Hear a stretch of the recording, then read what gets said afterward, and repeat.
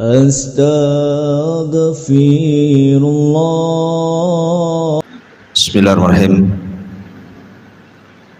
Assalamualaikum warahmatullahi wabarakatuh.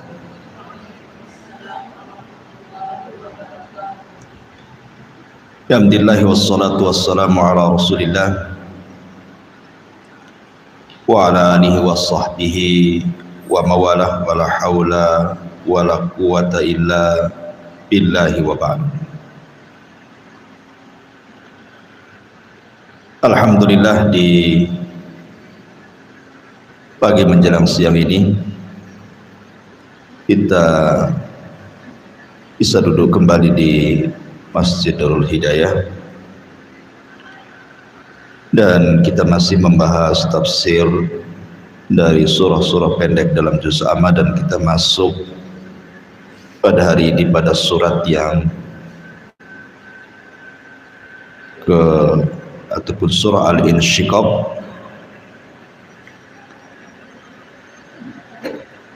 Surah Al-Insyiqaq ini secara tertib Al-Quran dia masuk pada surat ke-84 dengan jumlah ayat 25, jumlah kalimat 108,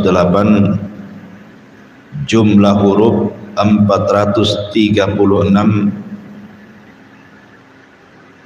dan surah Al-Insyiqaq ini termasuk surah dari surah-surah Makkiyah, turun setelah surah Al-Infitar. Ma'asyiral muslimat yang dimuliakan Allah Subhanahu wa taala, surat ini berbicara tentang beberapa perkara. Di antaranya adalah permulaan surat ini bicara tentang kejadian kiamat besar. Kemudian juga bicara soal catatan-catatan amal, bagaimana akan disebar pada hari kiamat, dan begitu seterusnya. Tapi karena surat ini cukup panjang, kemungkinan pembahasan kepada surah Al-Insyiqaq ini tidak bisa diselesaikan dalam satu pertemuan karena juga membutuhkan waktu yang panjang. Maka mungkin kita akan bagi dalam beberapa pertemuan. Baik. A'udzubillahi minasyaitonir rajim. Bismillahirrahmanirrahim. Idzas samaa'u syaqqat, apabila langit terbelah, wa adzinat li rabbiha wa huqqat, dan juga langit yang patuh kepada Tuhannya dan sudah semestinya langit itu patuh. Wa idzal ardu muddat, dan apabila bumi diratakan.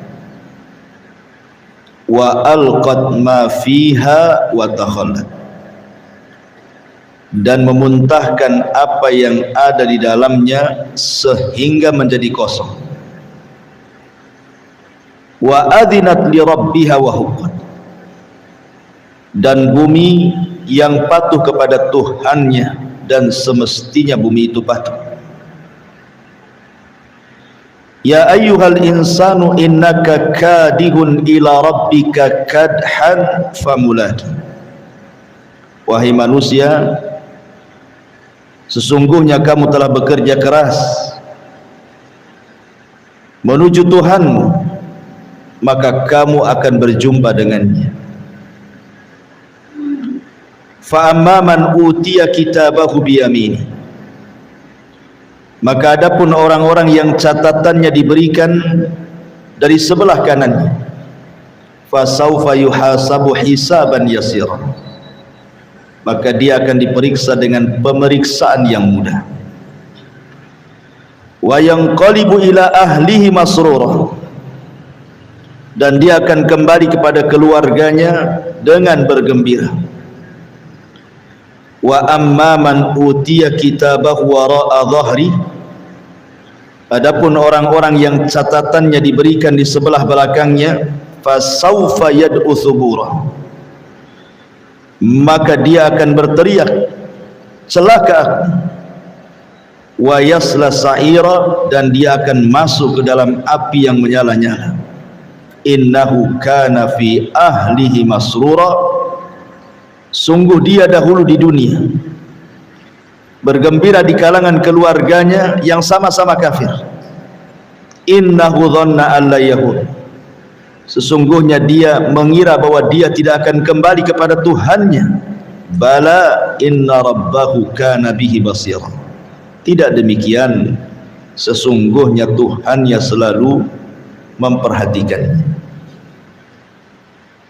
Baik, ma'asyiral muslimat yang dimuliakan Allah Subhanahu wa taala. Di sini Allah Subhanahu wa taala menjelaskan dua peristiwa besar saat terjadi kiamat.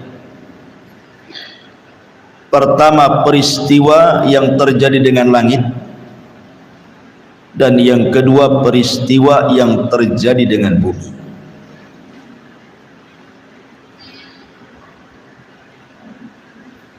Allah Subhanahu wa taala di sini mengatakan, apabila langit terbelah. Di beberapa ayat dalam Al-Qur'anul Karim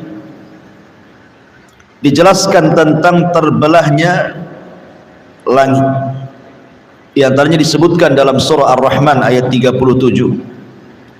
Fa idzan syaqqatis sama fakanat wardatan kadihan. Maka apabila langit telah terbelah dan menjadi merah mawar seperti kilapan minyak.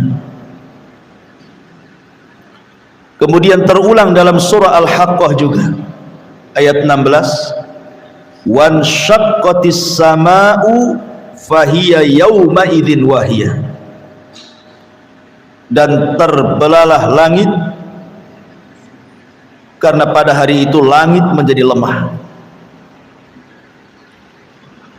Kemudian juga dalam surah Al-Infitar Allah mengatakan idzas sama'un fatarat, apabila langit terbelah. Dan juga Allah Subhanahu wa taala mengatakan yauma tubaddalul ardu ghairal ardi was samawati wa barazu lillahil wahidil qahhar. Ketika bumi diganti dengan bumi yang lain, demikian langit diganti dengan langit yang lain. Ma'asyiral muslimat yang dimuliakan Allah Subhanahu wa taala. Di sini Allah hendak menjelaskan dahsyatnya hari kiamat.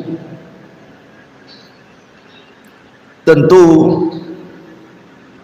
kejadian-kejadian sebelum terbelahnya langit, ada kejadian yang mendahuluinya. Di antaranya munculnya dukhan, munculnya asap hitam yang tebal yang menggelapkan bumi, dan itu tersebar di atas langit. Di sini Allah Subhanahu wa taala berfirman, fartaqib yauma ta'tis sama bidukhanim mubin, maka nantikanlah hari ketika langit mendatangkan kabut asap yang sangat hitam yang tampak jelas, yang meliputi manusia, yaghshan nas, meliputi manusia, tentunya yang durhaka. Hadza adzabun alim, inilah azab yang sangat pedih bagi kalian. Jadi sebelumnya langit itu diliputi dengan asap tebal yang disebut dengan dukhan, dan ini tanda dari tanda-tanda kiamat besar. Sebagaimana Nabi SAW mengatakan bahwa tidak akan terjadi kiamat sampai datang 10 tanda-tanda yang memulainya. Kemudian Nabi SAW menyebutkan secara acak, salah satunya adalah Rasul menyebutkan ad-dukhan, asap tebal yang akan meliputi semua langit sehingga menggelapkan bumi. Lah setelah asap langit itu, itulah tanda pertama kejadian langit. Karena ini termasuk tanda-tanda alamat kiamat besar. Apabila Allah Subhanahu wa taala kemudian mengizinkan Israfil untuk meniupkan sangkakalanya, maka disinilah terjadi idas samaun syaqqat. Tiba-tiba kemudian langit terbelah. Ma'asyiral muslimat yang dimuliakan Allah Subhanahu wa taala, isi langit itu adalah para malaikat, para nabi, ruh-ruhnya para nabi. Kemana ketika langit digulung dan dipecahkan itu? Ada yang mengatakan bahwa ruh-ruh para nabi mereka akan diletakkan di sebuah tempat namanya Illiyin bersama ruh-ruhnya orang-orang yang beriman. Adapun malaikat, maka mereka akan keluar dari langit lewat pintu-pintunya sampai ketika betul-betul langit sudah tidak ada malaikat lagi, barulah kemudian Allah Subhanahu wa taala pecahkan langit sehingga sudah tidak bisa menjadi atap bumi.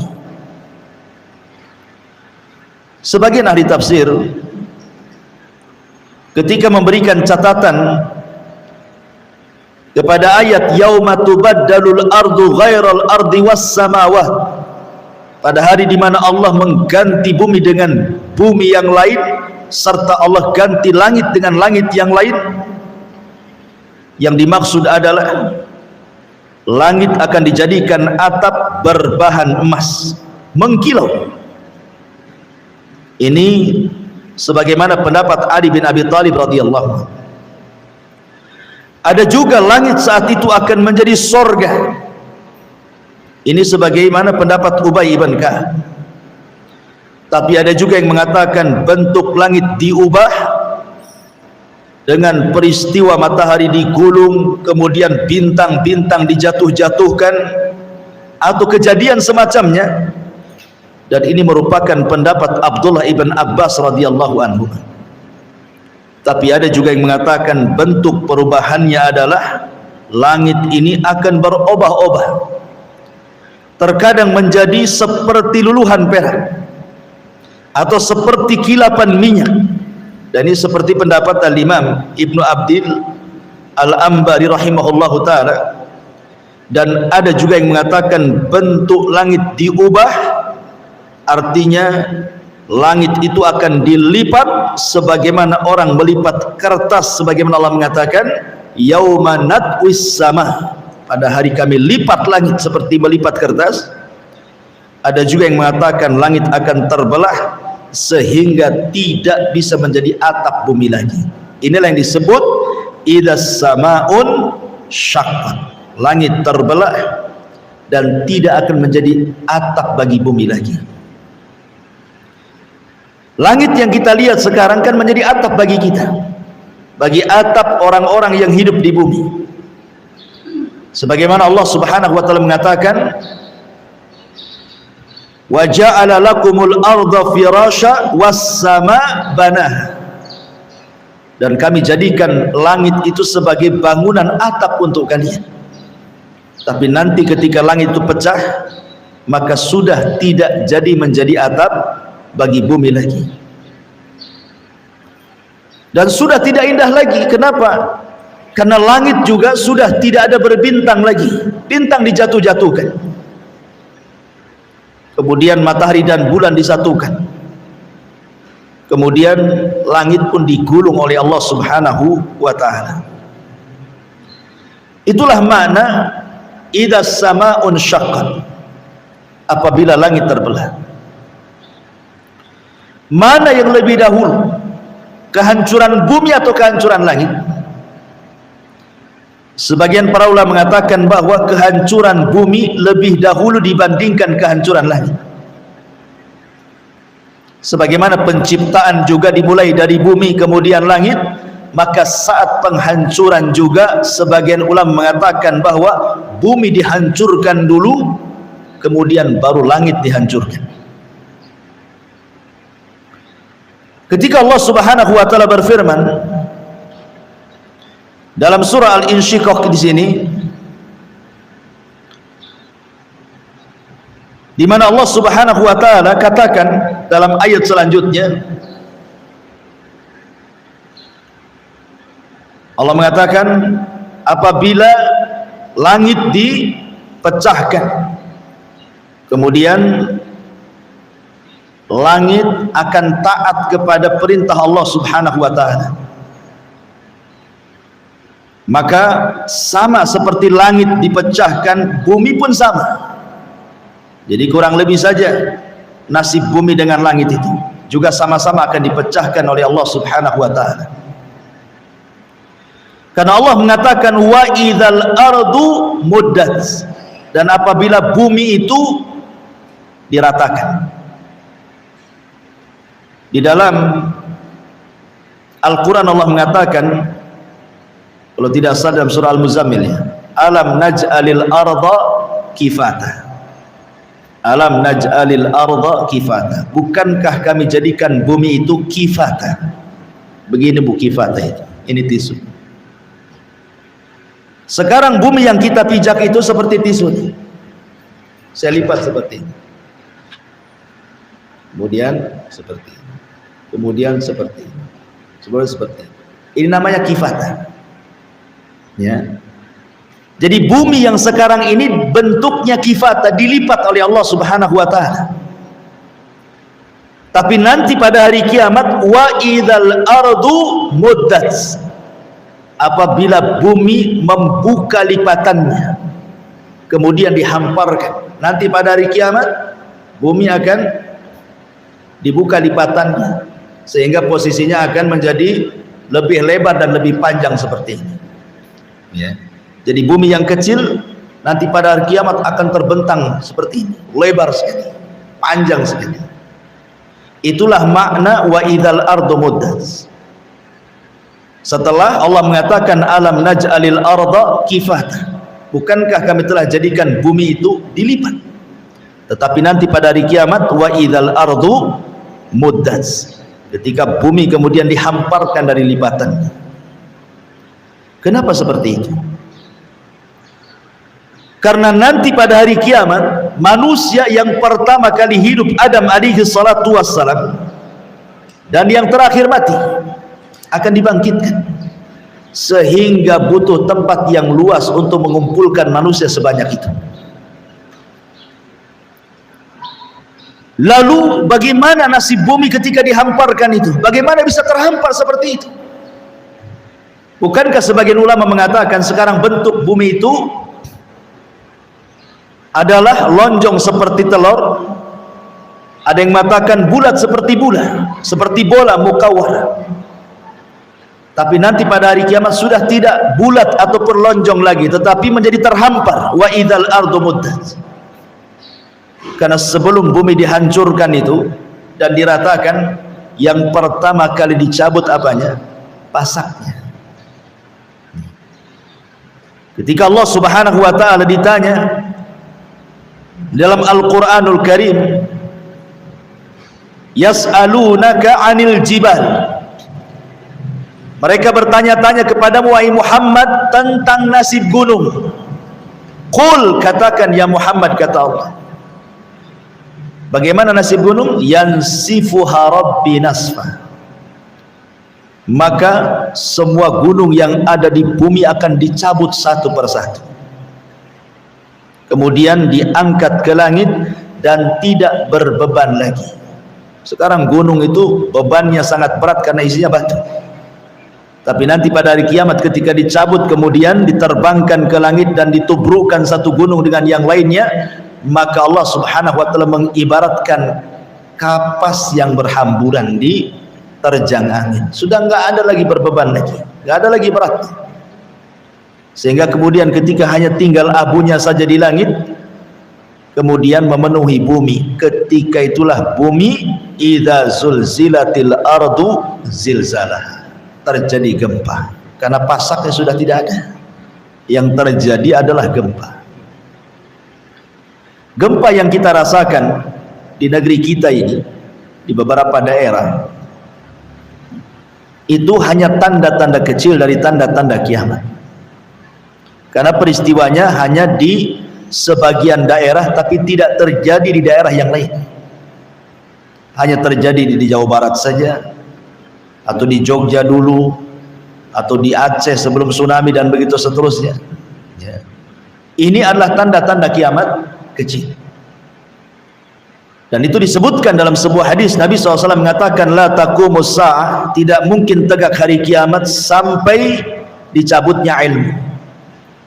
Kemudian wa yaksur az-zalazil, dan banyaknya gempa di mana-mana. Artinya bahwa ini tanda-tanda kiamat kecil yang terus berulang, akan terus berulang ya.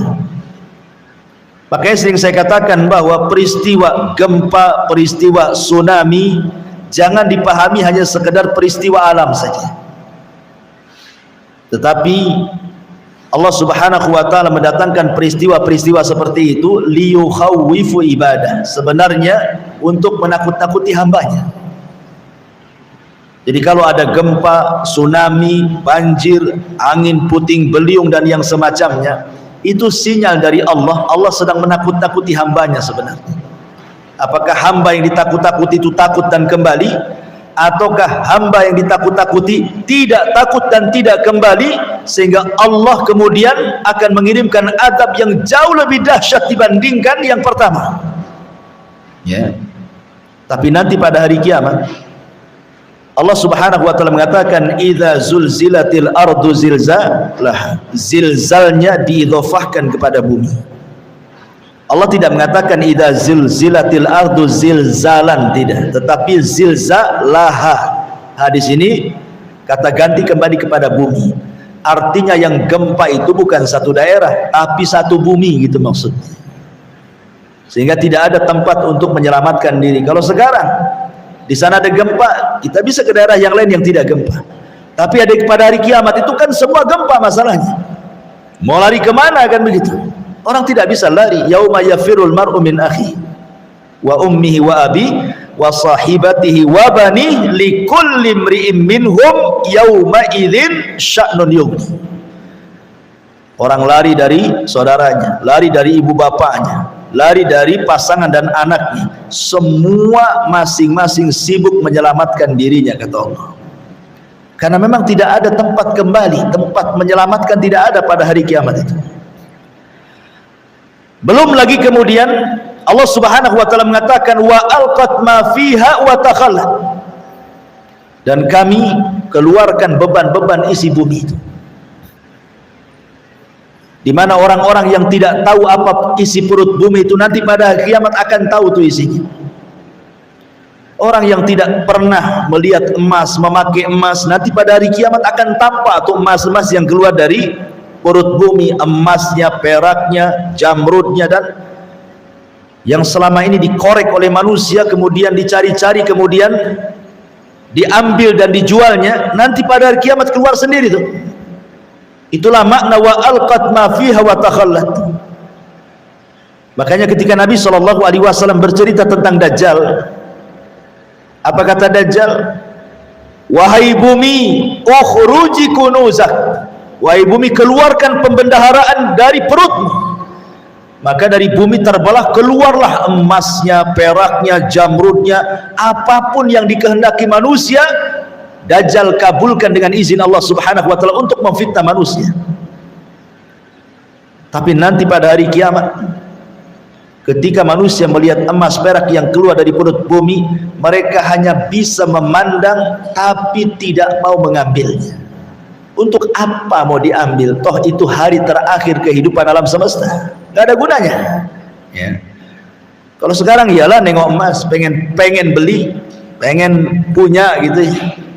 Tapi pada hari kiamat emas di mana-mana itu nggak tertarik, ibu melihatnya juga nggak tertarik. Buat apa juga memilikinya kalau habis itu kemudian dihancurkan alam semesta, kan nggak ada gunanya juga gitu. Makanya kemudian Allah mengatakan wa alqat ma fiha wa takhallat, terjadilah kehancuran bumi sehingga bumi menjadi rata serata-ratanya. Dari sini Allah Subhanahu wa ta'ala ketika menjelaskan yauma tubaddalul ard ghairal ardi, pada hari di mana bumi diganti dengan bumi yang lainnya. Terjadi silang pendapat, maksudnya bumi yang kita pijak diganti dengan bumi yang lainnya itu apa maksudnya? Ulama tafsir mengatakan, ada yang mengatakan bahwa setelah kehancuran bumi ini, Allah akan ganti dengan tanah yang lain berwarna putih seperti perak, tidak ada satupun orang yang berbuat maksiat di atasnya. Diganti warnanya seperti warna yang sangat putih bersih seperti kilapan perak,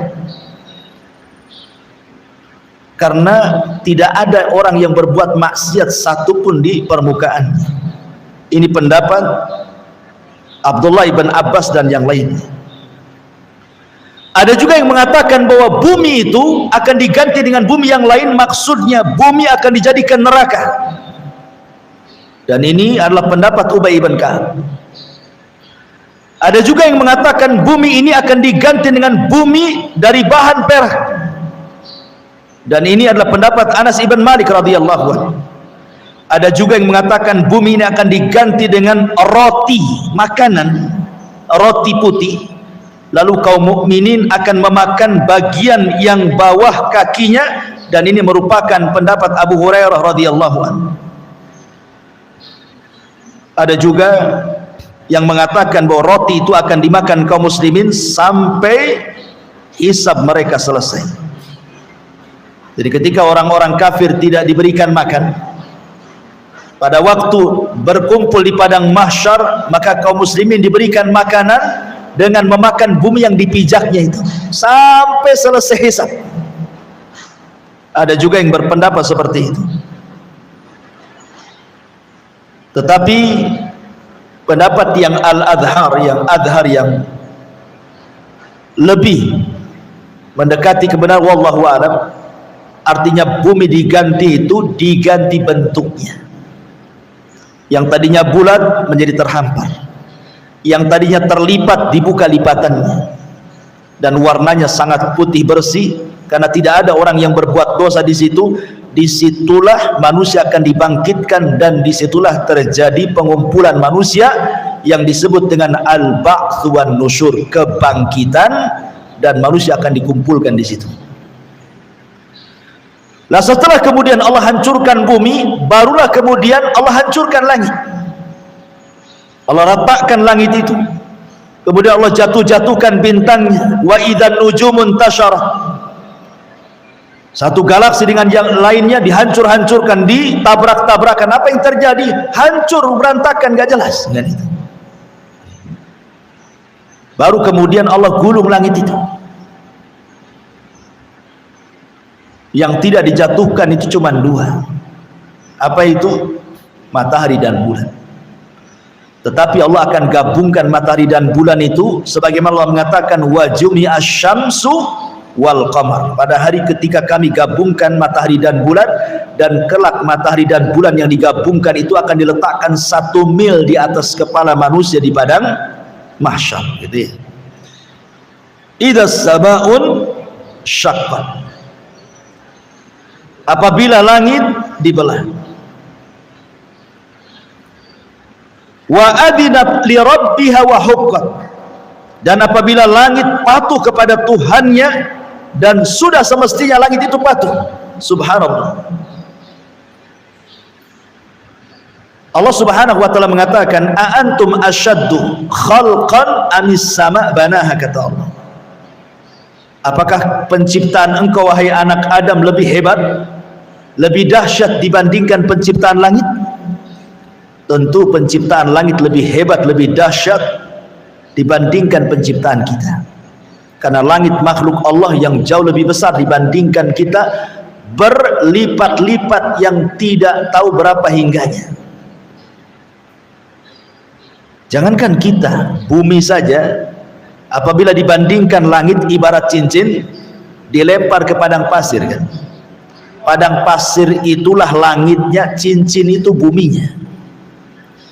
Itu bumi, Bu, kalau dibandingkan dengan langit. Sekarang perbandingan ibu sendiri dengan langit kira-kira seperti apa? Mungkin tidak ada titiknya tuh. Kalau peta itu tidak ada pulaunya tuh. Saking kecilnya gitu. Lah langit saja, makhluk Allah Subhanahu wa taala yang amat dan teramat sangat besar, melebihi besarnya bumi yang kita pijak. Bagaimana Allah Subhanahu wa taala menjelaskan ketaatan langit dan bumi di hadapan Allah Subhanahu wa taala. Perhatikan dalam Al-Qur'an, "Tsumma stawa ilas sama wa hiya dukhan faqala laha walil ardi tiyana tau'an au karhan qalata ataina ta'in."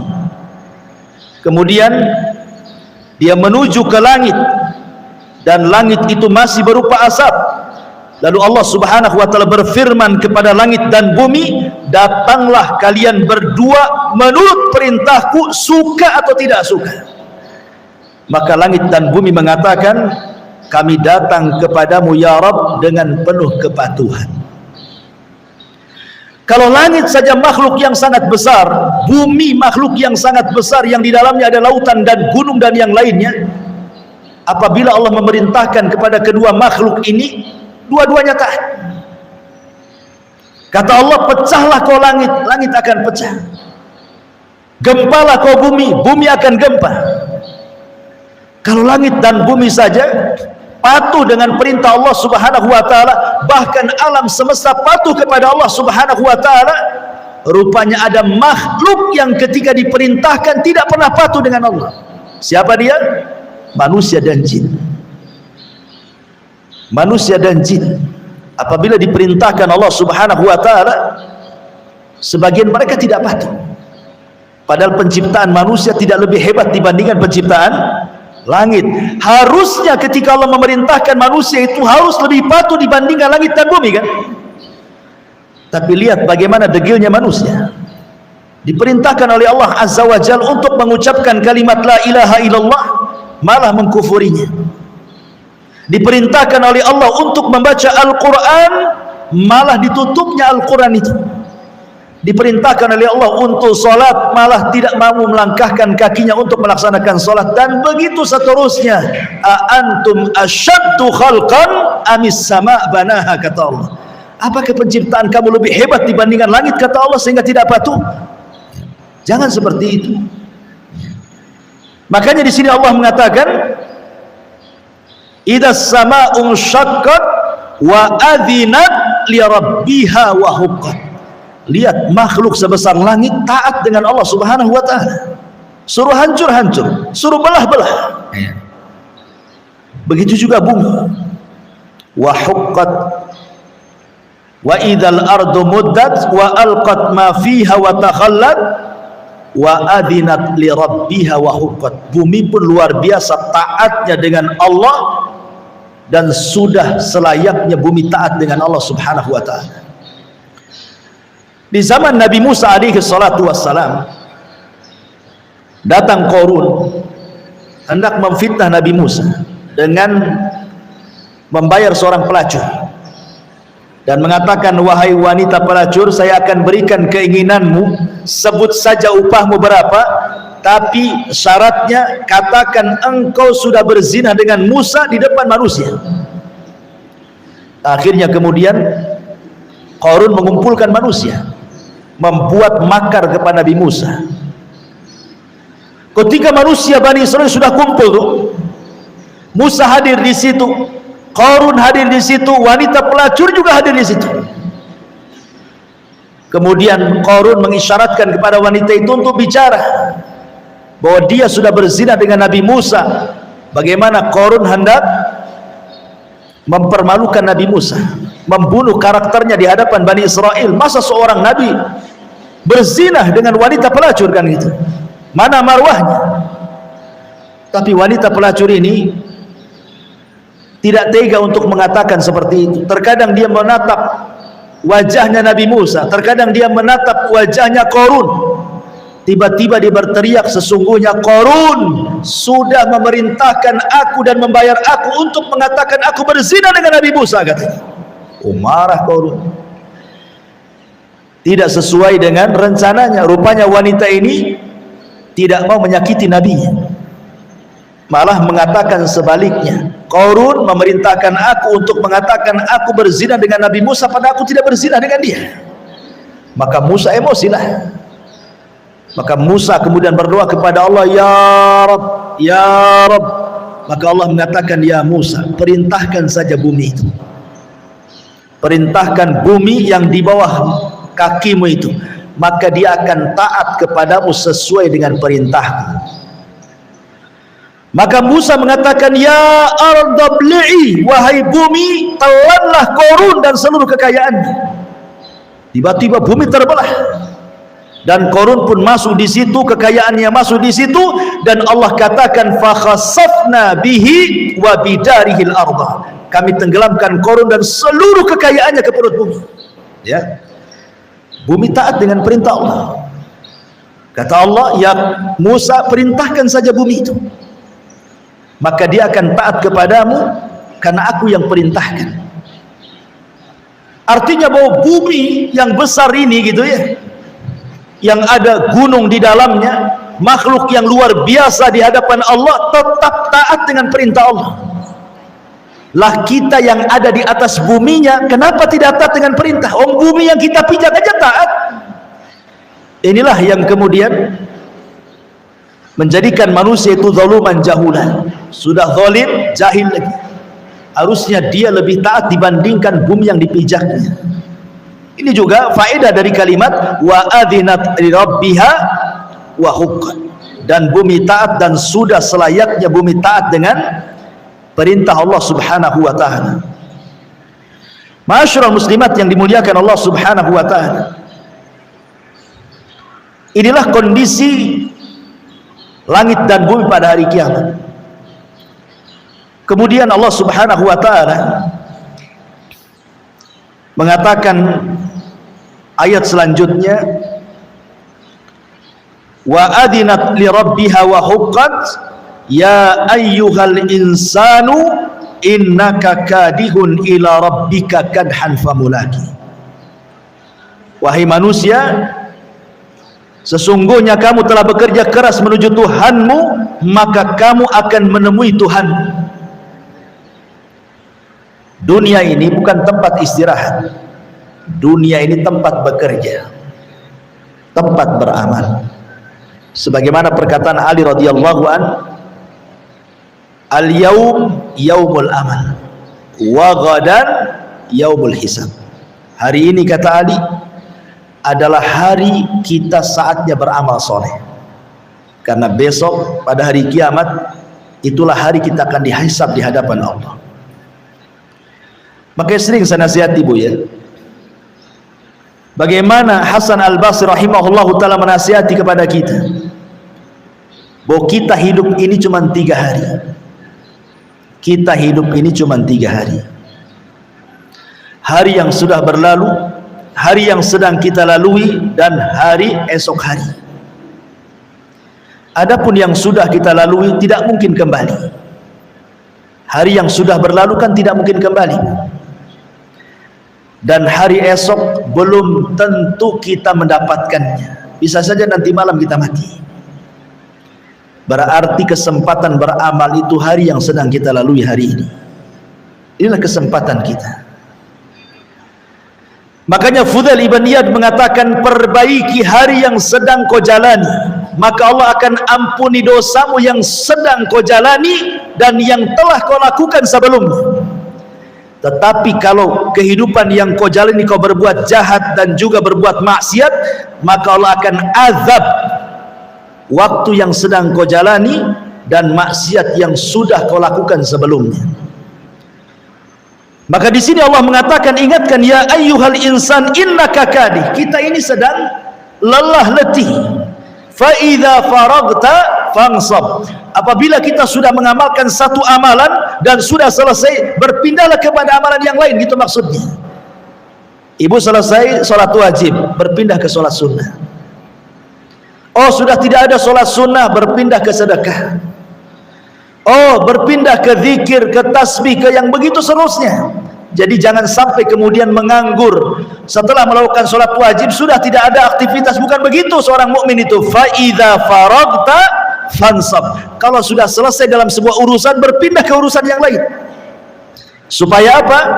Supaya fa'amma man a'ta wattaqa wa saddaqa bil husna fasanuyassiruhu lil yusra. Apabila orang itu suka memberi, dengan ilmunya dia beri, dengan hartanya dia beri, dengan tenaganya dia memberi untuk bersedekah, kemudian dia bertakwa, tujuannya karena Allah. Kemudian fa amma man a'ta wattaqa wa saddaqa bil husna, karena yakin ada balasan kelak pada hari kiamat di sorga, fasanuyassiruhu lil yusra. Jalan menuju sorga itu sudah Allah mudahkan. Sudah mudah ibu itu menuju ke sorga itu. Allah katakan fasanuyassiru, lebih dimudahkan lagi. Padahal sudah mudah itu, Allah mudahkan lagi. Kan enak. Jadi ada orang-orang itu yang Allah Subhanahu wa taala takdirkan termasuk penduduk sorga, sehingga beramal soleh itu mudah bagi dia. Mau sholat sunnah di siang harinya, mau sholat sunnah di malam harinya, mau sedekah di siang harinya, sedekah di malam harinya, zikir di siang harinya, atau di malam harinya baca Quran di siang dan malam harinya, mudah bagi dia. Sudah mudah tuh jalannya ke surga itu.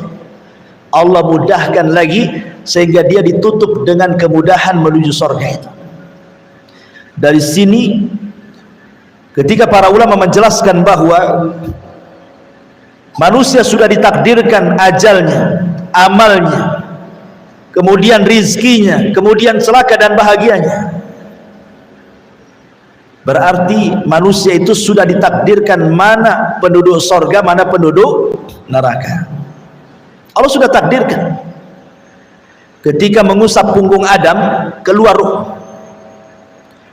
Kemudian Allah mengatakan, nih yang ruh ini termasuk penduduk sorga.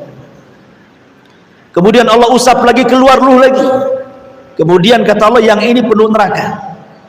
Artinya manusia itu sudah ditakdirkan oleh Allah, yang ini penduduk sorga, yang ini penduduk neraka. Masalahnya kan kita tidak tahu takdir kita apa.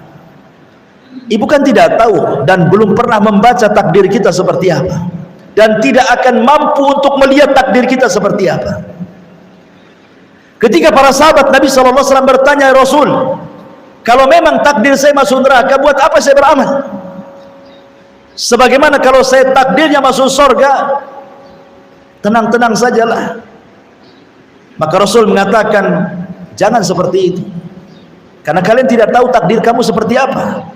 Tetapi i'malu, beramal solehlah, fakullun muyassarun lima khuliqalahu, karena kalian akan dimudahkan sesuai dengan amal kebiasaan kalian. Artinya kalau kita ini terbiasa melakukan sholat, puasa, zakat, dan mudah bagi kita gitu maksudnya, tidak ada keberatan dengan amal-amal itu, maka Allah akan mudahkan dengan amalan ini sampai kematiannya. Tapi kalau seandainya kita justru dimudahkan dengan maksiatnya dan berat melakukan ibadahnya, maka dia pun akan dimudahkan dengan maksiatnya sampai di akhir kehidupannya seperti itu. Ya. Intinya bahwa ketika kita tidak tahu takdir kita seperti apa, sudahlah beramal saja. Mudah-mudahan dengan amal soleh itu mencocoki takdir kita menjadi penduduk surga gitu maksudnya. Kalau saya analogikan seperti ini, Bu, ada dua jalan menuju pesantren Jabal Uhud. Satu lewat Muka Kuning, satu lewat Tamiang. Ada dua jalan nih.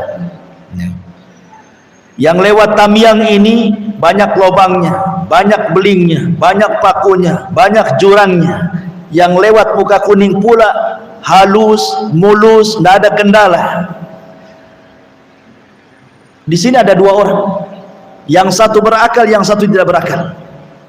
Kalau orang berakal, pasti dia akan lewat Muka Kuning. Berakal dia cari jalan yang mulus, ya, yang cepat, tidak ada hambatan, dan selamat sampai tujuan. Tetapi orang kedua tidak berakal, dia lewat sini saja, ini kan dekat, daripada sana mutar. Dia tidak tahu di situ, pada sudah tahu tuh banyak jurangnya, banyak belingnya, banyak pakunya, banyak macam-macamnya kan.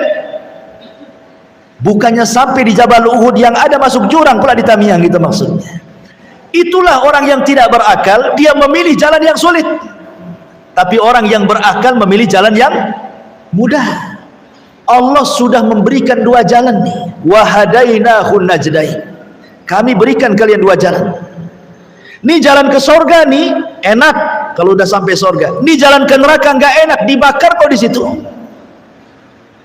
Orang yang berakal pasti dia akan memilih jalan ke sorga kan. Orang yang tidak berakal dia milih jalan ke neraka karena di jalannya enak, ujungnya nggak enak.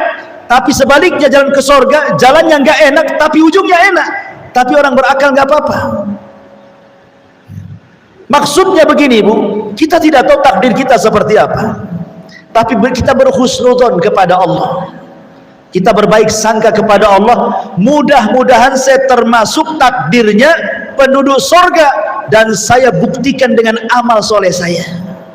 Kita berhusnudzon kepada Allah.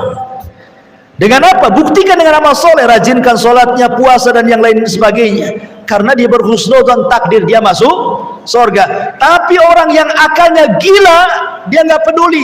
Yang penting saya mabuk, yang penting saya zina, yang penting saya mencuri, yang penting saya korupsi, yang penting saya zalim.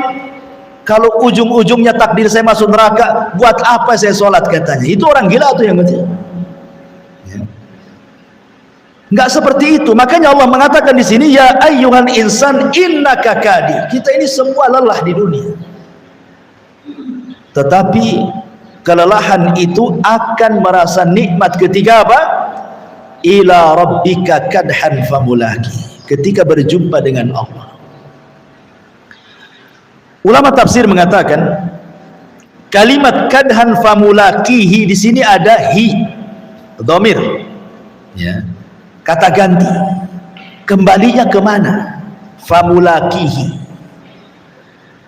dia akan berjumpa dengan Allah subhanahu wa ta'ala. Siapa yang berjumpa dengan Allah? Amalannya ataukah orangnya? Dua-duanya memungkinkan. Ada yang mengatakan bahwa kalau yang dimaksud orangnya, maka perjumpaan kita dengan Allah bukan di akhirat saja, di dunia saja kita sudah berjumpa dengan Allah. Kapan? Ketika kita sholat. Itulah perjumpaan pertama kita dengan Allah di dunia. Allah mengatakan, wa innaha lakabiratun illa 'alal khashiin alladzina yadhunnuna annahum mulaqu rabbihim. Salat itu berat kecuali bagi orang-orang yang khusyuk. Siapa orang yang khusyuk kata Allah? Orang yang yakin ketika salatnya dia sedang berjumpa dengan Rabbnya.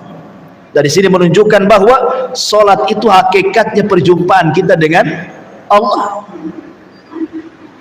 Berarti setiap hari 5 kali kita berjumpa dengan Allah dalam salat wajib kita. Belum salat-salat sunnahnya. Ya. Ini yang pertama. Yang kedua, perjumpaan kita dengan Allah kapan? Saat ruh dicabut. Ketika ruh kemudian dimasukkan ke kain kafan dari sorga dengan bau yang sangat semerbak sehingga melambung ke langit, kemudian dibukakan pintu langit pertama sampai ke 7, kemudian ruh ini dijumpakan dengan Allah dan catatannya mengikuti di bawahnya. Ketika berjumpa dengan Allah, apa kata Allah? Kembalikan ruh ini ke dalam jasadnya, naikkan catatannya, letakkan di tempat yang paling tinggi di Illiyin. Ini pertemuan kedua ruh kita dengan Allah subhanahu wa ta'ala. Pertemuan yang ketiga di padang mahsyar, ketika Allah subhanahu wa ta'ala datang dan mengatakan wa ja'a rabbuka wal malaku saffan saffa. Dan ketika Rabbmu datang dan malaikat bersaf-saf, maka orang-orang yang beriman akan melihat Allah, dan itu ziyadatun nikmah, tambahan nikmat yang luar biasa. Belum masuk surga sudah memandang wajah Allah. Kemudian di surga, dan itulah nikmat yang paling besar. Tidak ada nikmat melebihi nikmat ru'yatullah, memandang Allah, dibandingkan nikmat surga itu sendiri. Dan itu setiap saat kita bisa memandang Allah sesuai dengan pertemuan kita di bumi. Siapa yang banyak berjumpa dengan Allah di bumi dalam salatnya, maka dia paling banyak memandang wajah Allah di surga. Al jaza min jinsil amal, balasan itu sesuai dengan amalannya. Ini kalau yang dimaksud adalah pelakunya. Tapi kalau yang dimaksud amalannya, famulaki itu maksudnya amalannya, akan berjumpa seseorang dengan amalannya. Maka ini pun terjadi di bumi, karena amalan seseorang itu membawa pengaruh, kan gitu. Amalan seseorang itu membawa pengaruh. Orang kalau suka berbuat baik, maka dia akan merasakan perubahan dalam dirinya. Artinya dia sedang menjumpai amalannya, pengaruh amalannya ada. Kemudian yang kedua, amalannya akan berjumpa dengan Allah ketika ruh naik, catatannya mengikuti di bawahnya. Maka kita akan berjumpa dengan amalannya. Kapan itu? Di alam kubur.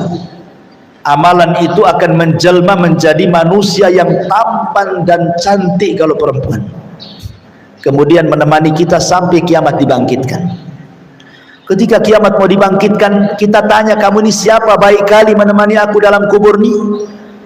Maka orang yang tampan, yang indah, yang wangi, yang mengasihkan itu mengatakan, ana amaluka saleh, sayalah amal solehmu, sayalah solatmu, sayalah zakatmu, sayalah silaturahimmu, sayalah zikirmu, sayalah baca Quranmu, dan begitu seterusnya.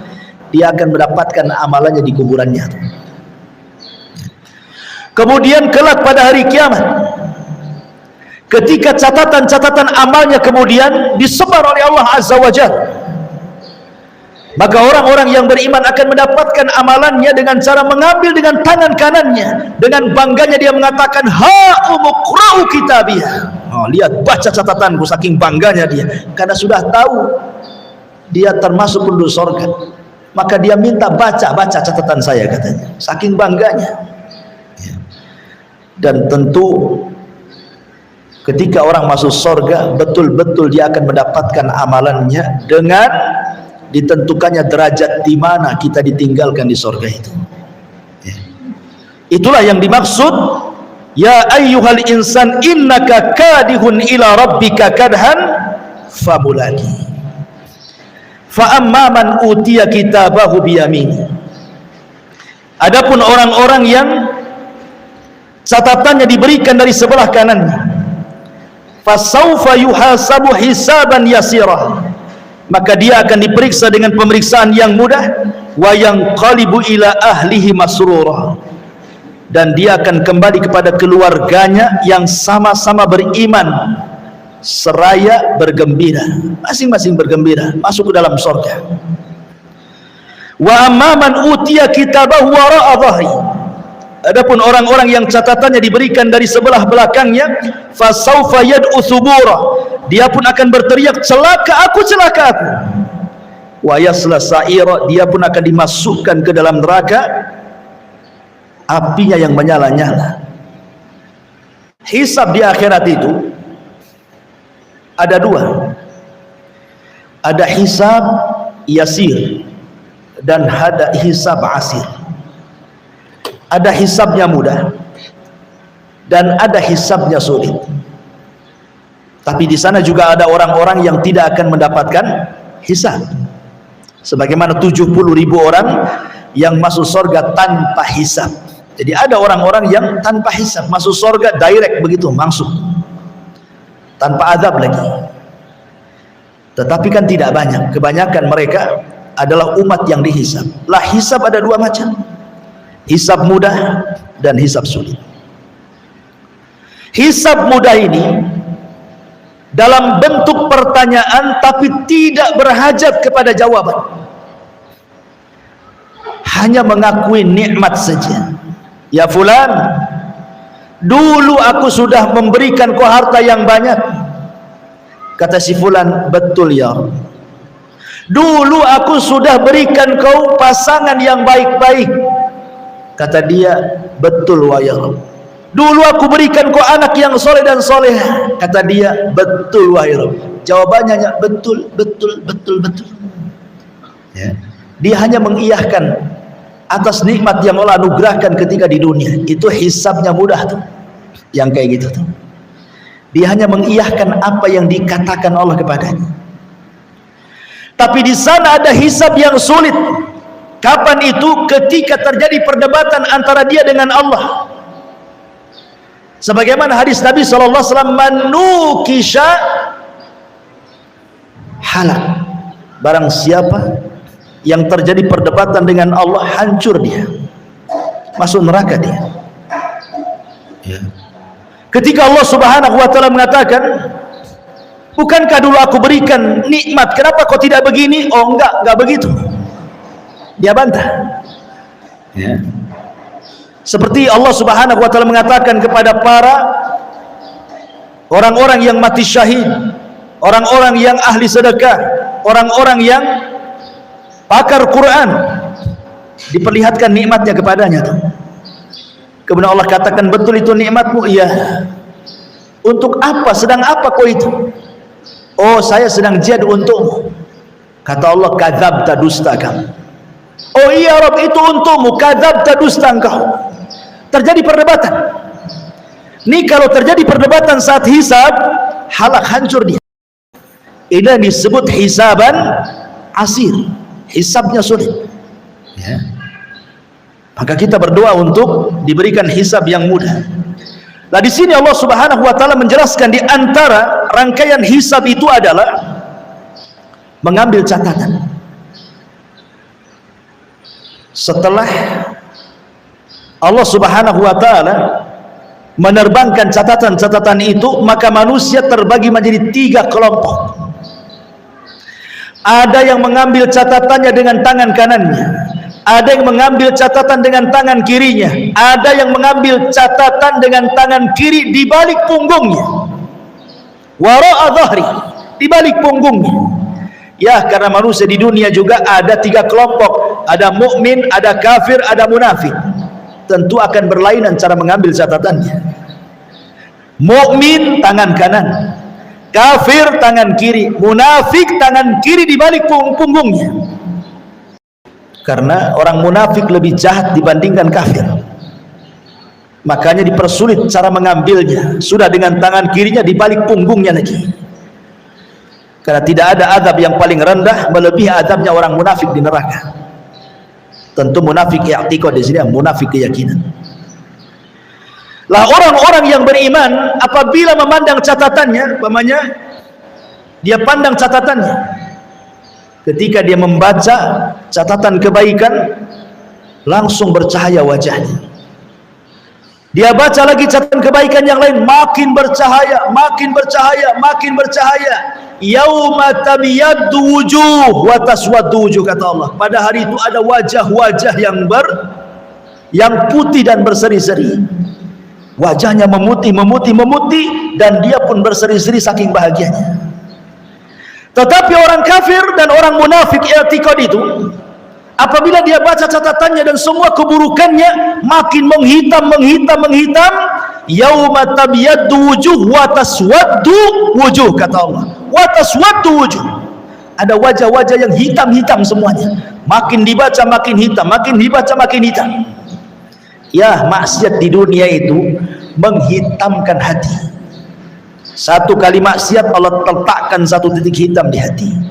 2 kali maksiat diletakkan titik hitam yang kedua di hati. 1000 maksiat, 1000 titik hitam diletakkan di hati. 1 juta maksiat, 1 titik hitam diletakkan di hati. Kalau hati sudah tertutup hitam, apa kata Rasulullah? Kalkub muzakhiyah, seperti kub. Ini kub. Kub itu artinya gelas. Muzakhiyah itu dibalik. Ya. Ini gelas ini kalau terbalik kayak gini, otomatis kan tertutup nih. Karena yang terbuka kan yang sebelah sininya. Kalau ditutupkan pantat gelas kan nggak ada lubangnya. Diisi apa saja nggak akan masuk tuh maksudnya. Diisi nasihat mental, diisi Quran mental, diisi hadis mental, dikasih nasihat mental semuanya. Itulah hati kalau hitam, kata Rasul, seperti gelas yang dibalik. Kalqubi muzakhiyah. Karena hatinya hitam, macam mana mau nerima nasihat? Maka sebagaimana hitamnya hati di dunia para pelaku maksiat, maka wajahnya dihitamkan pada hari kiamat. Tapi orang-orang yang beriman memutih badannya membesar sampai ketika fisiknya sama dengan Nabi Adam 70 hasta 60 hasta. Kemudian makin tampan seperti tampannya Adam. Maka selesai dia membaca catatan itu, wajahnya berubah musfir, bercahaya dari wajah yang putih itu. Tetapi penduduk neraka makin dibaca tuh, makin besar badannya, makin besar, tidak tahu sebesar apa lagi badannya. Tapi penduduk sorga dibatasi hanya seperti fisik Adam saja, selesai. Tapi penduduk neraka terus membesar, nggak tahu sampai seberapa besarnya. Karena gerhamnya saja, kata Rasul, kajabalil Uhud, seperti gunung Uhud. Itu gerhamnya penduduk neraka. Gimana wajahnya, gimana badannya, ya. Tetapi manusia sebesar itu masuk jahanam, jahanam tidak pernah penuh. Bahkan jahanam mengatakan, imtala'ti wa taqulu hal mim mazid. Halim tala'ti wa taqulu hal mim mazid. Allah mengatakan, hei jahanam, sudah penuh kau isinya. Kata jahanam, hal mim mazid, ada tambahan, masukkan saja ya Rabb, katanya. Saking besarnya neraka jahanam. Padahal manusia penduduk neraka itu dibesarkan tuh badannya, ya. Naudzubillah. Kemudian Allah mengatakan, innahu dhanna alla yahur. Sungguh dia mengira bahwa dia tidak akan kembali kepada Tuhannya. Orang-orang kafir atau para pendusta dan para pendosa itu di dunia, dia sangka dia tidak akan kembali kepada Allah. Bala inna rabbahu kana bihi basira. Tidak demikian, sesungguhnya Tuhannya selalu memperhatikannya.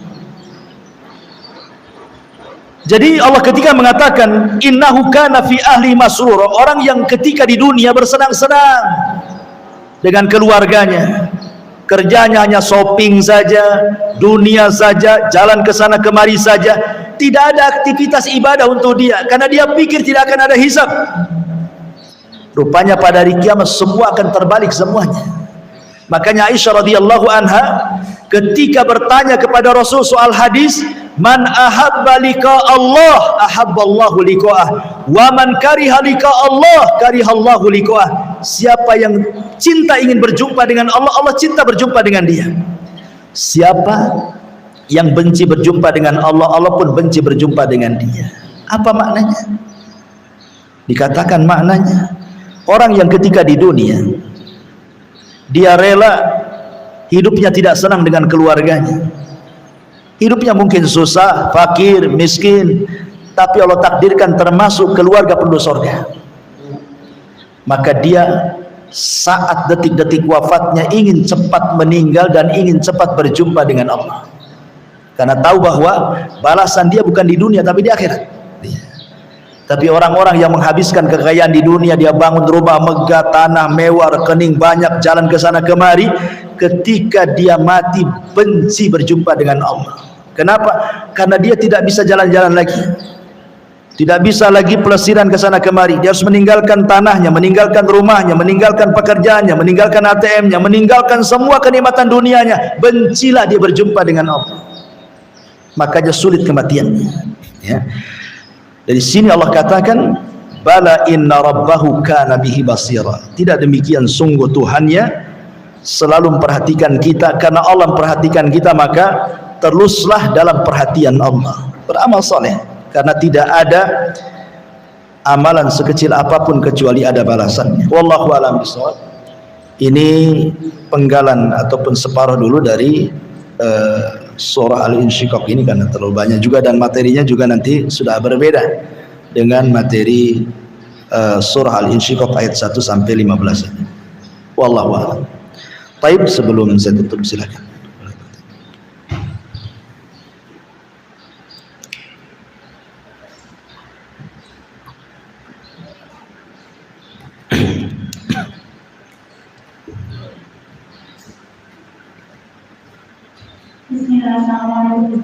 Waalaikumsalam. Ya ayyuhal insanu innaka ladayna yang Ustaz bahas tadi, salah satunya dari penjabaran ayat yang tadi, yaitu orang-orang yang menerima catatan amal kerja dengan keinginan. Dan kaitannya pada ayat itu Ustaz bisa sampaikan, hisab itu berat dan sulit. Terus juga dikatakan ada 7 orang masuk surga tanpa hisab. Yang menanyakan, apakah pada ayat yang kelima ini Ustaz ada kaitannya dengan orang yang menerima catatan dengan pengakraman?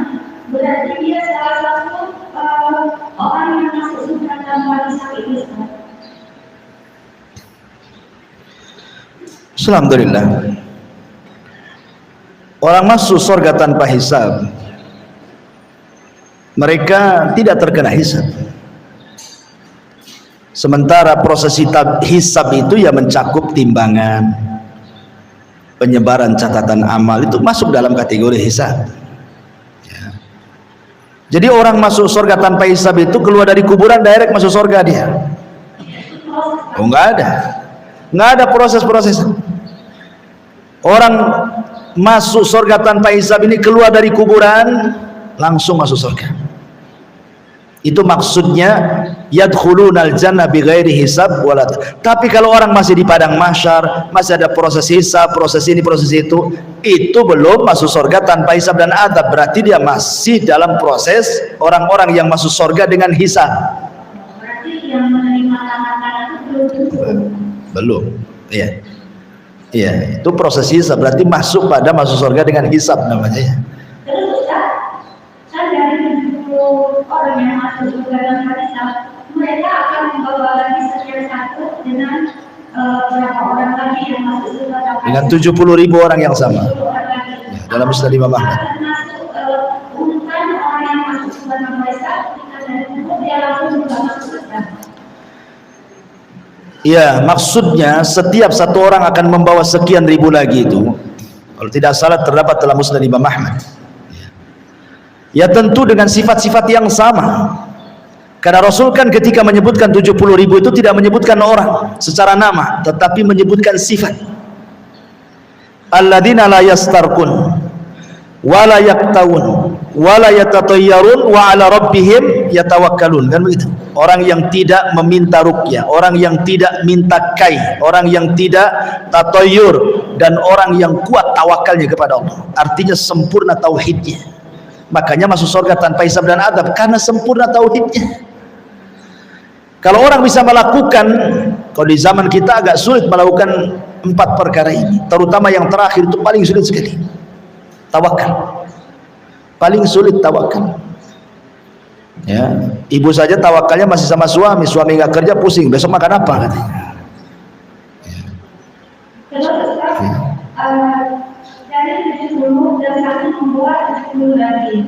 Yang anak tanyakan, apakah kita ketika Allah perintahkan membawa 70 tadi, itu apa ada di benak kita waktu itu kita akan memilih orang-orang yang berada di dalam hati kita, sahabat-sahabat kita, saudara kita, atau itu Allah yang memberikan simpulan atau memang secara global kelompok yang itu yang masuk surga. Wallahu alam, tidak ada keterangan para ulama soal itu, tetapi kita hanya mengacu kepada zahir hadis. Boleh jadi ketika satu orang membawa sekian ribu lagi, ya sifat-sifatnya sama. Sifat-sifatnya mengacu kepada 4 sifat tadi. Tidak minta ruqyah, tidak kai, tidak tatoyur, dan bertawakal. Itu yang lebih selamat kan gitu. Karena itu zahir hadis seperti itu. Wallahu a'lam.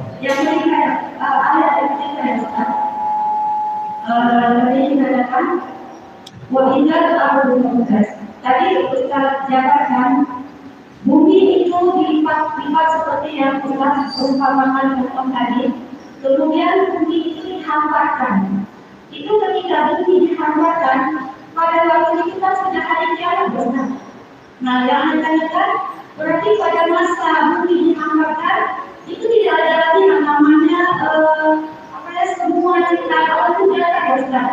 Sudah flow yang tidak diharapkan, itu semuanya. Iya. Terus ketika bumi yang kata dilipat-lipat, apakah waktu itu yang setelah gunung itu termasuk di dalam lipatan-lipatan itu, Ustaz? Baik. Ya, alhamdulillah. Bumi apabila dihamparkan ini sudah selesai. Sudah selesai terjadi kehancuran alam. Karena ketika terjadi kehancuran alam, bumi tidak berbentuk lagi. Gunung dicabut, laut ditumpahkan, bumi digempakan. Macam mana bentuk bumi itu? Dan itu kehancuran itu selama 40, tanpa menyebut 40 hari, 40 bulan, 40 tahun. Wallahu a'lam. Karena hadis Abu Hurairah mengatakan antara tiupan sangkakala pertama ke kedua itu jaraknya 40. Kata sahabat Abu Hurairah, kau kan mendengar dari Nabi, apakah 40 tahun? Kata Abu Hurairah, fa'abaitu, aku enggak menjawabnya. 40 bulan, fa'abaitu, aku pun enggak menjawabnya. 40 hari, aku pun enggak menjawabnya. Tetap yang jelas di angka 40 itu. Baru setelah selesai selama 40 tadi, berarti kemudian bumi didatarkan. Sudah tidak ada lembah, tidak ada bukit, tidak ada gunung. Tidak ada yang merendah, tidak ada yang meninggi, tidak ada lautan, tidak ada danau, semua dalam bentuk tanah. Itu yang disebut mahsyar namanya. Padang mahsyar, manusia akan dikumpulkan di situ. Sudah nggak ada lagi lautan, nggak ada lagi danau, nggak ada lagi bukit, nggak ada lagi gunung. Tidak ada yang merendah, tidak ada yang meninggi, tidak ada gunung, tidak ada bukit, tidak ada lembah, semua rata. Ya, maksudnya disitulah manusia akan dibangkitkan. Wa akhrajatil ardu athqalaha, dan kami keluarkan beban-beban isi bumi ke permukaan, maksudnya jasad-jasad manusia itu dikeluarkan. Setelah jasad-jasad dikeluarkan, bagaimana caranya? Sebelum Allah keluarkan, Allah turunkan hujan kepada bumi yang sudah datar itu, putih bersih seperti tepung itu. Allah turunkan hujan. Hujan inilah yang kemudian mengenai setiap tulang ekor manusia. Karena manusia itu akan dibangkitkan dari tulang ekornya. Terkadang tulang ekor itu tidak kelihatan kecuali dengan alat khusus, kecil gitu ya. Mungkin seperti kalau kita buka kaca, kemudian datang matahari, di situ ada debu-debu kecil yang tidak bisa dilihat kecuali ada matahari kan. Lah itu tulang-tulang ekor yang tidak bisa dilihat mata. Dari situlah manusia dibangkitkan. Jadi setelah terkena hujan, maka akan bangkit semua manusia, kemudian ditumpahkan ke permukaan. Setelah semua ada di permukaan, jasad itu semuanya, di sini Allah firmankan, wa idzan nufusu zuwizat. Ruh yang ada di iliyin dilepas semuanya. Ruh yang ada di sijin, ruhnya orang kafir dilepas semuanya, melesat ke semua badan-badannya sejak zaman Adam sampai yang terakhir mati. Maka orang yang pertama kali bangkit adalah Nabi SAW. Ana awal man ansyaqtu bihil qabr. Aku yang pertama bangkit dari kuburan. Kemudian aku melihat Nabi Musa sedang bersandar. Aku tidak tahu apakah dia dulu ataukah aku, kata Nabi. Dan pada hari kiamat ketika dibangkitkan, khufatan, tidak beralas kaki, khufatan, tidak bersandal, uratan, tidak berpakaian, khufatan, uratan, ghurlan, buhman, tidak beralaskan kaki, tidak berpakaian, kembali tidak ada di khitan, buhman, tidak membawa sehelai harta di badan, dan posisinya dikembalikan kepada seperti sebelum disunat. Kenapa? Untuk mempertanggungjawabkan semua badan. Makanya yang tadi sudah disunat dikembalikan lagi, tidak di khitan, supaya mempertanggungjawabkan semua badan di hadapan Allah Azza wa Jalla. Nah, gitulah kondisi manusia, dan manusia ketika dibangkitkan sesuai dengan kematiannya. Wallahu a'lam. Iya. Ketika tadi Allah menyatakan dari semua tubuh sudah masuk kepada jasadnya, terus berkaitan dengan ayat yang tadi kita bahas tadi, bahwa manusia menerima catatannya dengan tangan kanan, tangan kiri, dan tubuhnya. Karena yang memiliki yang kafir dan tubuh yang kafir. Terus kalau anda tanyakan, apakah itu Allah berikan kelompok-kelompok tersendiri kan. Ketika yang kafir atau yang mukmin atau yang munafik. Terus bagaimana dengan orang yang munafik yang ketika Allah katakan yang katakan di dalam hadis tersebut dialah yang akan menjadi oleh api pertama ketika api neraka itu dinyalakan. Apa yang termasuk diyakinkan orang munafik yang menerima neraka dengan umumnya ini kan? Ya, alhamdulillah. Allah mengatakan wasiqal ladzina kafaru ila jahannama zumara. Zumara itu artinya apa? Berkelompok-kelompok. Dan kami giring orang-orang kafir ke dalam neraka jahanam itu berkelompok-kelompok. Artinya Allah akan mengelompokkan, dulu yang nyembah batu sebelah sana, dulu yang nyembah matahari sebelah sini, dulu yang nyembah pohon mangga sebelah sini, dulu yang menyembah ular kobra sebelah sini. Jadi kelompok-kelompokkan semuanya. Semua dikelompokkan. Ya. Dan itu keadilan Allah Subhanahu wa taala. Bahkan matahari dan bulan saja yang tidak salah dimasukkan ke neraka. Matahari dan bulan loh dimasukkan ke neraka. Apa salah matahari dan bulan itu? Kenapa dimasukkan ke neraka? Allah tidak hendak mengadab matahari bulan sehingga dimasukkan dan dipendamkan ke neraka. Allah hanya ingin katakan kepada para penyembah matahari dan bulan bahwa sesembahan kalian itu bukan itu. Buktinya dia masuk neraka. Ya. Bukan karena dosanya matahari dan bulan, tidak. Untuk membantah para penyembah matahari dan bulan bahwa itu bukan Tuhan. Makanya Allah mengatakan la tasjudu lisyamsi wala lilqamar wasjudu lillahi alladzi khalaqahunna in kuntum iyyahu ta'budun. Jangan sembah matahari dan bulan, sembahlah yang menciptakan keduanya kalau kalian betul-betul beriman. Semua akan dikelompokkan. Tetapi orang kafir langsung masuk ke dalam neraka. Yang tersisa hanya mukmin dan munafik. Di depan sirat itu hanya sisa mukmin dan munafik. Kenapa? Allah ingin membuat tipu daya dengan orang munafik saat melintasi titian itu. Sebagaimana di dunia dia bisa menipu orang yang beriman, merasa bisa menipu Allah, Rasulnya dan orang-orang yang beriman, maka Allah tipu nanti pada hari kiamat dia ketika melintasi titian itu. Dan itu ada dalam tafsir Al-Baqarah ketika menjelaskan tentang bagaimana Allah mempermisalkan orang-orang munafik dengan permisalan ma dan juga permisalan air itu. Wallahu a'lam. Adapun tentang masalah hadis man tusyira bihin nar, itu bukan termasuk orang munafik, tidak. Itu bercerita tentang orang yang beramal karena riya. Ya, karena riya. Gimana? Munafik di sini munafik kafir.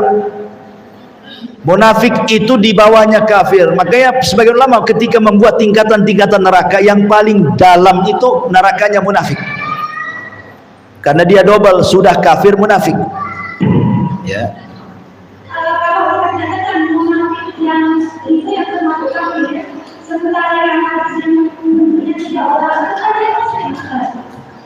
Dengarin dulu, saya jelasin.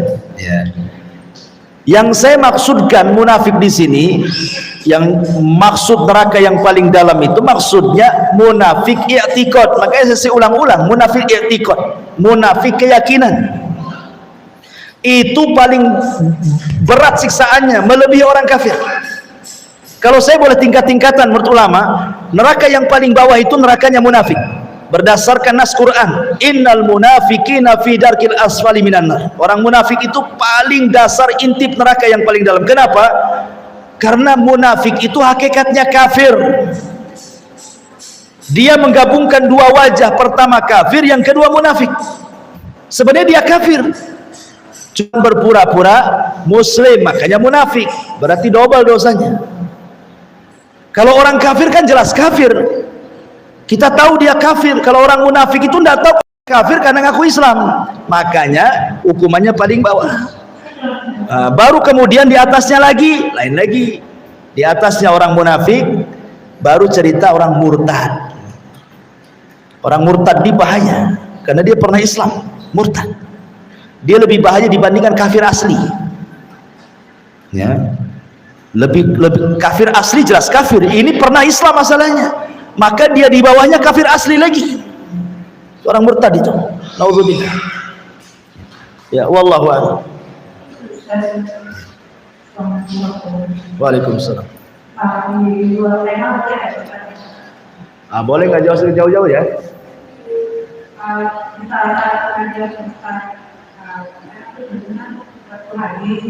Yang mengatakan kalau ada satu tahun yang berdosa, jadi berdosa besar, kemudian Allah ada kan dia yang tahu yang lain supaya berbuat dosa kemudian bertobat. Oke. Iya. Apakah pernyataan tersebut positif atau negatif atau kita kalau sebenarnya beribadah itu kita kan pengen mengusulkan kita menghindari dosa. Tapi saat dalam hari ini apakah itu positif atau negatif gitu, pernyataan dari menyenangkan dan negatifkan dengan kalau berdosa gitu. Iya. Oh iya. Bismillahirrahmanirrahim. Hadis itu ya jelas positif. Nggak ada hadis yang negatif itu. Kayak baterai aja, positif negatif. Jadi semua positif, perintah positif, larangan pun positif. Semua positif dalam Islam itu. Maksud hadis itu, kalau seandainya satu dunia ini tidak ada yang berdosa, maka akan diwafatkan semuanya, diganti dengan kaum berdosa kemudian bertobat. Maksudnya apa? Ada syariat tobat, dan Allah suka dengan orang yang tobat. Kalau seandainya tidak ada yang berbuat salah, tobat dari apa? Tobat dari apa? Nabi Adam bertobat setelah berbuat salah, lebih mulia dibandingkan malaikat yang tidak pernah berbuat salah. Malaikat nggak pernah berbuat dosa, tapi kenapa Adam lebih unggul, lebih mulia dibandingkan malaikat sehingga malaikat sujud kepada Adam? Ya, karena Adam melakukan sebuah perbuatan dosa, kemudian dia bertobat, dan Allah anugerahi pengetahuan di atas pengetahuan malaikat. Makanya kata para ulama ketika menjelaskan tentang kisah Adam dan malaikat, bahwa Allah allama Adam, Allah berikan pengetahuan kepada Adam. Malaikat tidak diberi pengetahuan seperti pengetahuan kepada Adam kan. Maknanya bedanya Adam dengan malaikat itu, kalau malaikat ahli ibadah, kalau Adam itu ahli ilmu. Bedanya ya. Dan Rasul mengatakan keutamaan ahli ilmu dengan ahli ibadah persis seperti bulan purnama di antara bintang yang berserak di langit. Bintang walaupun berserak banyak pun tidak akan menerangi bumi. Coba saja, nggak ada bulan satupun, bintang semua, bumi tidak akan terang, tetap aja gelap. Ya, kalau nengok ke atas memang terang, tapi kalau nengok ke jalan tetap gelap. Tapi satu bulan tak ada bintang, asal purnama terang tuh bumi. Satu bisa menerangi, banyak tidak menerangi. Kenapa? Karena ahli ilmu manfaatnya bukan untuk dia, untuk orang lain juga. Ahli ibadah untuk dia saja, tidak untuk orang lain. Orang yang berilmu kemudian dia maksiat kemudian bertobat, jauh lebih baik dibandingkan ahli ibadah tapi tidak punya ilmu. Karena orang ahli ibadah kalau tidak punya ilmu bahaya. Maksud saya manusia, kalau malaikat jangan katakan malaikat jahil, tidak, malaikat punya ilmu tetapi bukan ilmu yang diajarkan kepada Adam kan gitu. Ini manusia ceritanya. Ya. Jadi kenapa Allah Subhanahu wa taala kemudian suka dengan orang-orang yang bertobat, dan orang tobat itu setelah melakukan maksiat? Makanya kemudian di antara fitrah anak Adam itu adalah maksiat dia, karena Allah berikan hawa nafsu. Pasti maksiat, nggak ada yang nggak maksiat manusia itu. Makanya Allah mengatakan fala tuzakku anfusakum, jangan kau merasa paling bersih sendiri, tidak, manusia tidak ada yang bersih. Tetapi Allah Subhanahu wa taala buat syariat, sebesar apapun dosa kamu ada tobat, dan Allah suka sehingga ketika tobat itu yang dipandang tobatnya, Allah lupakan dosanya. Kan enak tuh ya, kita suruh berbuat tobat, Allah bekali hawa nafsu, kemudian kita maksiat, Allah pula suruh kita tobat dan Allah yang berikan tobatnya. Nah, kan enak. Kalau orang tidak ada yang berbuat dosa, buat apa Allah ciptakan neraka surga? Apa gunanya? Kenapa ada surga dan neraka? Ya itulah gunanya di situ, supaya Allah menguji manusia juga kan. Jadi itu semua positif sebenarnya, positif ya, karena orang itu, Allah itu paling suka dengan yang orang-orang bertobat itu. Bahkan Allah lebih bahagia dengan orang yang bertobat dibandingkan orang yang hampir mati di tengah padang pasir karena kehilangan unta dan seluruh perbekalannya. Tiba-tiba ketika sudah putus asa mau mati, untanya di depan dia, apa nggak bahagia tuh? Tapi Allah lebih bahagia menerima tobat dibandingkan bahagianya orang ini katanya.